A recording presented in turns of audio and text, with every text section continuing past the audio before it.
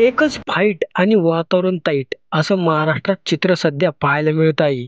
महाराष्ट्रात पोलिसांचं चांगलं कार्य हे सध्या कुठेच दिसत नाही, असं वारंवार विरोधी पक्ष नेते हे म्हणत असतात. परंतु मंडळी हे दिसत पण तसंच आहे. सोमनाथ सूर्यवंशी यांच्यासोबत जेलमध्ये काय झालं हे उघडपणे पोलिसांनी अजून समोर येऊन सांगितलं नाही. संतोष देशमुख यांच्या हत्या प्रकरणातला एक आरोपी फरार आहे. त्याला देखील हे पोलीस अजून सापडू शकत नाहीत. वाल्मिक कराड हा इतका निर्दयी आहे, याला पोलिसांनी कामारात लाथ घालायला पाहिजे. परंतु हे पोलीस गरिबांच्या कामारात लाथ घालतात. पोलिसांच्या आसपासच हे आरोपी असतात, परंतु हे त्यांना कधीच अटक करत नाहीत. मंडळी, एक सध्या जालना जिल्ह्यात असा काय प्रकार घडला. एक व्यक्ती त्याचा न्याय मागत असताना बाप लेक हे कित्येक दिवसापासून न्याय मागत होते, कारण त्यांना न्याय मिळत नाही.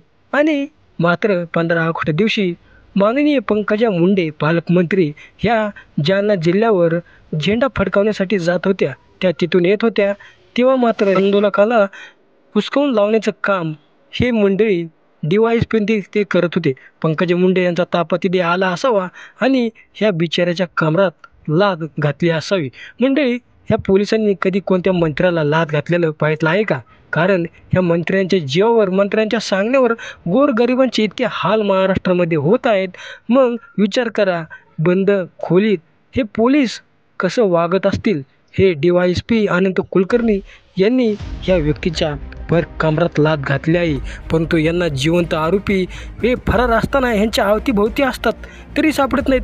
महादेव मुंडे यांच्या हत्या प्रकरणातला एक आरोपी व्हिडिओ काढतो, शेअर करतो आणि हा गोटे गित्ते ह्यांच्या आसपास असताना यांना सापडत नाही. म्हणजे ही किती दुर्दैवी गोष्ट आहे. गृहमंत्री सांगतात पोलीस बघून घेतील. मग विचार करा, हे पोलीस कसे कामरात लाथ घालतात. गृहमंत्री हे महाराष्ट्राला लागलेले कलंक आहेत काय, असं वारंवार नेते हे अशब्द विरोधी पक्षातील बोलतात. आता रोहित पवार यांनी हा मुद्दा उचलून धरला आहे. त्यांनी ट्विटरवर हे झालेला सर्व प्रकार सांगितला आहे. बच्चू कडू असतील, इतर सर्व मान्यवर आता पेटून उठले आहेत. परंतु गरिबांना न्याय हा महाराष्ट्रात पोलिसांतर्फे जर मिळत नसेल तर न्याय कुणाकडून घ्यायचा.